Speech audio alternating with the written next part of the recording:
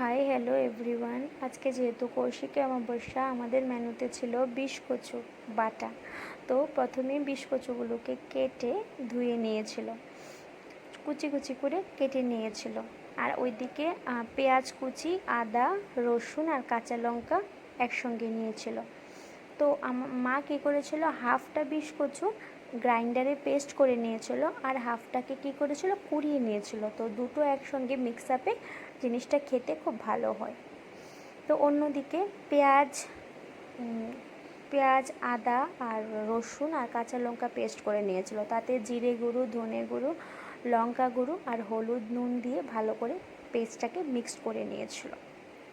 তারপরে এই যে এটা দেখতে এরকম হয়েছিল, কচুটাকে যে হাফ পেস্ট করে নিয়েছিল আর নিচে আছে কুড়ানো কচুটা।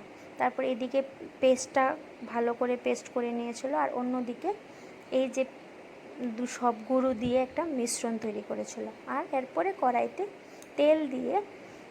তাতে তেজপাতা, শুকনো লঙ্কা ভালো করে লাল করে দিয়ে ভেজে তারপরে পেস্টটাকে দিয়ে দিয়েছিল। পেস্টটাকে ভালো করে কষিয়েছিল, একদম একটু ভালো করে ভেজে নিয়ে তারপরে কচুটাকে দিয়েছিল। এরপর কচুটাকে, যেহেতু বিষ কচু, ভালো করে টানাতে হবে, না হলে তো গলায় লাগবে।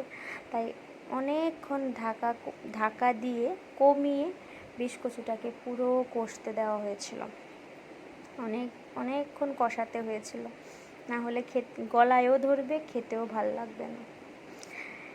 একের পর এক স্টেপে যখন কীরকম হয়েছে দেখতে, সেটাই আমি একটু পরপর দেখিয়েছি। আস্তে আস্তে কালারটা চেঞ্জ হয়েছিল। অনেকক্ষণ নাড়ানোর পরে এরকম কালার হয়েছিল। জিনিসটা একদম ভাজা ভাজা ফ্রাই হয়েছিল, যেটা দেখতে খেতে দুটোই টেস্ট। এই লাস্ট হয়েছিল এরকম দেখতে, নিচে দিয়ে একটু একটু লাগবে, তখনই বুঝবেন যে রেডি হয়ে গেছে কচু বাটা। এই হলো আমার বিষ কচু বাটা। Thank you for watching. ভালো লাগলে লাইক, কমেন্ট, শেয়ার করে দিও। Thank you.